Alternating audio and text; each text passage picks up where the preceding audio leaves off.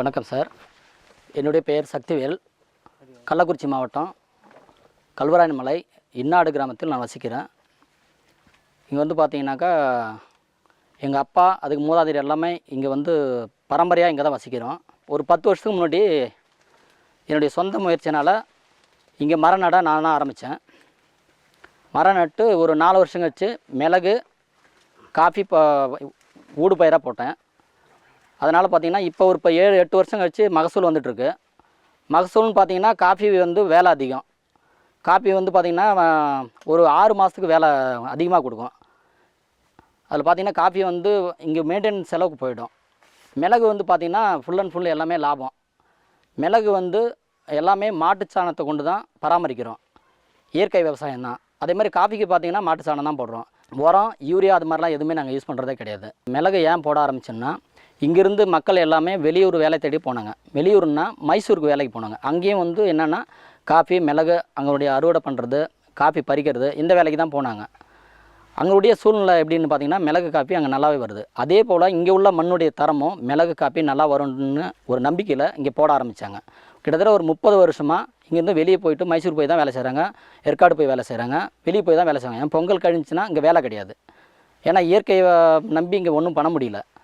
தண்ணி இருந்தால் தான் விவசாயம் பண்ண முடியும். இங்கே செய்கிற விவசாயம் எல்லாமே மரவள்ளி விவசாயம் தான் பண்ணுறாங்க. மரவள்ளி விவசாயத்தில் பார்த்திங்கன்னா குச்சி கிழங்கு வந்து நஷ்டத்தில் கொண்டு போய் விடும். இடைத்தரகர்கள் இருக்காங்க. இங்கேருந்து ஆத்தூர் தான் அதுக்குடைய மில்லெல்லாம் இருக்குது.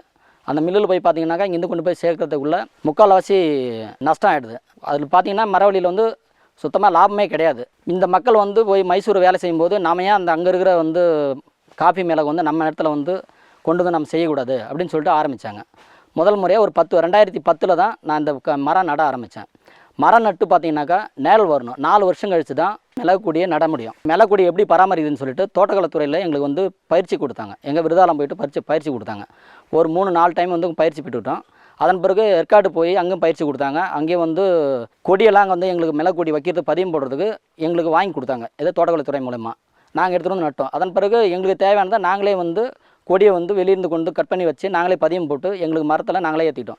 4 வருஷம் கழிச்ச பிறகு தான் மிளகுடியை ஏற்ற ஆரம்பித்தோம். அப்புறம் 5 அடி ஏறின பிறகு திரி இறங்க ஆரம்பிக்கும். அப்போ 2 வருஷத்தில் திரி இறங்க ஆரம்பிச்சு. 2-3 வருஷம், ஒரு வருஷத்துக்கு 4 அடி வந்து கொடி மேலே ஏறும்.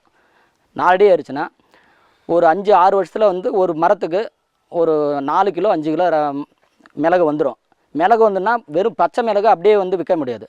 மிளகு வந்து லேசாக ஒன்று விட்டு ஒன்று வந்து பழுக்க ஆரம்பிக்கும். அந்த டைமில் முழுசும் உருவி எடுத்துடணும். முழுசும் உருவி எடுத்து மிளகை வந்து பதப்படுத்தணும். ஒரு நாள் வெயிலில் காய வச்சு மறுபடியும் ஒரு நைட்டில் வந்து ஃபுல்லாக போட்டு போற்றி விட்டுறணும்.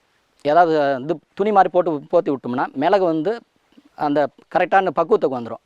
அப்புறம் எடுத்து வெளியே காய வச்சிட்டோம்னா அந்த கருப்பு கலர் திரும்பிடும். அப்போ பக்குவத்துக்கு வந்துருச்சுன்னு அர்த்தம். மிளகு பார்த்திங்கன்னா பச்சையாக எடுக்கும்போது 100 கிலோ வந்ததுன்னா அதை காஞ்சி நமக்கு வந்து விற்கும்போது போகும்போது 100ல் 3க்கு 1 பங்கு தான் காஞ்சி நம்முடைய லாபம் கிடைக்கும். மிளகுக்கு பார்த்திங்கனாக்கா செலவுன்னு பார்த்திங்கனாக்கா நம்ம கொடி ஏற்றி மேலே 10 அடி கட்டுற வரைக்கும் நம்முடைய வேலை அதிகமாக பிடிக்கும். அது மாதிரி வருஷம் ஆனாக்கா மாட்டு சாணத்தை தான் போடுறோம். இயற்கை உரம் தான், ரசாயன உரம்லாம் எதுவுமே கிடையாது. ஃபுல் அண்ட் ஃபுல் வருஷம் மாட்டு சாணம் தான் கொண்டு இது பராமரிக்கிறோம். சார் நம்ம பயிர் பண்ணுற மிளகு என்ன ரகம்னா பன்னியூர் ரகம். இங்கே பன்னியூர் ரகம் தான் நல்லா சிறப்பாக வரும். சிறப்பாகனா நோய் தாக்குதல் அதிகமாக இருக்காது. ரெண்டாவது பார்த்திங்கன்னா இன்னொரு ரகம் வந்து குறுமிளகுன்னு ஒரு ரகம் இருக்குது. அது வந்து பார்த்திங்கன்னா நீளம் அதிகமாக வருது, ரொம்ப சின்னதாக வரும். ஆனால் காரம் அதிகம் ஆகுது. இதுவும் காரம் தான், ஆனால் இது மகசூல் வந்து அதிகமாக கொடுக்கும். அதனால் பன்னீர் ரகம் தான் நாங்கள் சிறப்பாக செய்கிறதுனால பன்னீர் ரகம் நாங்கள் போட்டுக்கிட்டோம். பொங்கல் கழிஞ்சு மிளகு அறுக்க ஆரம்பிச்சிருவோம்.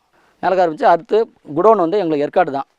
அந்த என்ன ரேட்டுன்னா மார்க்கெட்டிங் ரேட்டு என்ன போகுதோ அந்த ரேட்டு தான் எங்கள்கிட்ட வாங்கிக்குவாங்க. இல்லை ஒரு லூஸில் இங்கே வந்து எங்கள்கிட்ட வந்து கேட்டு வாங்கினா ஒரு 50 ரூபா சேர்த்து கொடுத்து விற்றுருவோம். இங்கே மரம் என்ன மரம் முக்கியமாக வைக்கிறோம்னா சில்வர் ஓக்கு மரம் தான் வைக்கிறோம். ஏன் சில்வர் ஓக்கு மரம் வைக்கிறோன்னா வச்சு ஒரு 4 வருஷம் கழித்து பார்த்திங்கனாக்கா இங்கே இந்த கேப் வருதுங்களா, இந்த கேப்பில் வந்து தான் அந்த வெடிப்பாக வர்ற இடத்துல தான் முக்கியமாக வந்து மிளகு வந்து அதனுடைய வேர்ப்பாகம் வந்து அந்த கேப்பில் போய் ஏற ஆரம்பிக்கும். கேப்பில் ஏறினா அந்த மிளகு கொடி வந்து அதில் அந்த கேப்பில் போய் உட்கார ஒவ்வொரு வேரும் அப்படியே மரத்து மேலே போயிட்டே இருக்கும். இல்லைன்னா மற்ற மரம் பார்த்திங்கன்னா அந்த வேர் வெடிப்பு வரலாம் வராது. சில்வர் ஓக்கில் மட்டும்தான் வெடிப்பு வரும். சில்வர் ஓக்கு அது மாதிரி பலா, இந்த 2 மரம் தான் முக்கியமாக வந்து மிளகு சிறப்பாக இருக்கும். ஏன் மிளகு சிறப்பாக இருக்கும்னா வெடிப்பில் போய் இந்த வேறு பாகம் உட்கார மிளகு கொடி மேலே ஏறிக்கிட்டே இருக்கும். காஃபி பார்த்திங்கனாக்கா வெறும் ஃபுல்லாக வெயிலில் நட்டாலே தாங்காது. அப்போ பாதி நேரம் பாதி வெயிலும் இருந்தால் தான் காஃபி தாங்கும். 2010 மரம் நட ஆரம்பித்தேன். 2014 காப்பி நட்டேன். காப்பி நட்ட உடனே 3 வருஷம் வந்தோன்னா அந்த பூவை உருவி எடுத்துடணும். ஏன்னா சின்ன கண்ணுலேயே வந்து காப்பியை எடுத்தோம்னா வளர்ச்சி ரொம்ப நாள் வளர்ச்சி இருக்காது. பழம் பழுகிற டைம் பார்த்திங்கன்னா இனிமேல் இந்த நவம்பர் டிசம்பரில் தான் பழம் பழுக ஆரம்பிக்கும். பழத்தை எடுத்துகிட்டு அந்த பழத்தை போய்ட்டு மிஷின் வச்சுருக்கோம், பல்பர் வாஷிங் மிஷின் வச்சுருக்கோம். இப்போ வாஷிங்கில் போட்டு தோல் எடுத்துகிட்டு கொட்டையை அரைச்சி கொட்டையை எடுத்து காய வைக்கணும். 6 நாள் கண்டிப்பாக காய வைக்கணும். கொட்டையை காய வச்சோம்னா 100 கிலோ வருதுன்னா காஞ்சி 20 கிலோ தான் கொட்டையினுடைய இது அவ்வளோதான் வரும். 100 கிலோ பழத்தை போட்டோம்னா 20 கிலோ தான் காய வச்சு வரும். 5ல் 1 பங்கு தான் காப்பி கொட்டை வரும். சில்வர் குமரமும் காப்பியும் வந்து 7 அடி தான் நடணும். ஏன் 7 அடியில் நடணும்னா இது காற்றோட்டம் வந்து 7 அடியில் வந்து கரெக்டாக அதோட கேப்பை வந்து கரெக்டாக ஒரு 2 அடி கேப் கிடைக்கும். ஒவ்வொரு காப்பி செடிக்கும் ஒவ்வொரு மிளகு கொடிக்கும் 2 அடி கேப் கிடைக்கும். அந்த 2 அடி கேப்பில் தான் காற்றோட்டம் உள்ளே போகும். அப்போ அந்த காற்றோட்டம் போக போக அந்த செடிக்கு, இந்த காப்பி செடிக்கு இல்லை மிளகு கொடிக்கு எல்லாமே காற்றோட்டம் போக நல்லா சிறப்பாக வளரும். ஏன் 7 அடியில் நடலாம் இல்லைனா வந்து நடணும்னு கேட்டிங்கன்னா இந்த நேல் ஃபுல்லாக மூடிச்சுன்னா கீழே வந்து இந்த புல் பூண்டு எல்லாமே வர ஆரம்பிக்காது. அதுக்கு முன்னாடி ஃபஸ்ட்டு வைக்கும்போது நிறைய செடி களை எல்லாமே வரும். அப்போ அந்த ஒரு 4 வருஷத்துக்கு சுத்தம் பண்ணோம்னா மேலருடைய இலை, இந்த சில்வருடைய மரத்தினுடைய இலை கீழே விலை மூட ஆரம்பிச்சிச்சுன்னா 1 அடி எல்லாம் மூடிடும். மூட்ட பிறகு சின்ன பூண்டு கூட இங்கேருந்து வராது. அதே மாதிரி 12 அடியிலே நடலாம், 14 அடியில் நடலாம். இந்த 7 அடியில் நட்டோம்னாக்கா மரம் வந்து ஒரு சைஸ் தான் வரும். அதுவே 14 அடியில் நட்டோம்னா ஒரு ஏக்கராவுக்கு வந்து 350 மரம் தான் நட முடியும். 7 அடியில் நட்டோம்னா ஒரு ஏக்கராவுக்கு 840 மரம் நடலாம். 840 நட்டோம்னா 14 அடியில் நடும்போது மரம் சீக்கிரம் வந்து பெருசாகும். 7 அடியில் நட்டோம்னா கொஞ்சம் சின்னதாகும். மரம் வந்து ஒரு 15 வருஷம் போனோடனே ஒரு 50 அடியில் மரத்தை வந்து மேலே வந்து கட் பண்ணி விட்டுறணும். கட் பண்ணி விட்டோம்னா மரம் வந்து பெருசாக ஆரம்பிக்கும். மிளகு கொடி வந்து ஒரு 100 கொடிக்கு ஒரு 2 கொடி இல்லை 3 கொடி வந்து வருஷத்தில் நோய் தாக்கும். அதனுடைய மருந்து ஏதாவது தெளிப்பான்னு கொடுத்து தெளிச்சிட்டோம்னா இந்த கொடி வந்து பார்த்தீங்கன்னா வாழ்நாள்னு பார்த்தீங்கன்னா 30 வருஷம் 40 வருஷம் 50 வருஷம் வரைக்கும் கூட வரும். அதிகபட்சம் 50 அடி மிளகு கொடி ஏற்றிக்கலாம். 50 அடியெல்லாம் போயிடுச்சுன்னா ஒரு மிளகு கொடியில் குறைஞ்சது பார்த்தீங்கன்னா 5 கிலோ 10 கிலோ கிடைக்கும். ஒரு 5 அடி இருந்துச்சுன்னா 1 கிலோ கிடைக்கும். அப்போ இந்த 50 அடி மரத்தை கட் பண்ணி விட்டோம்னா டிம்பர் ஆகும். ஒரு 40 வருஷம் 50 வருஷம் கழித்து மரத்தை எடுத்துடலாம், வெளியே எடுத்துடலாம்.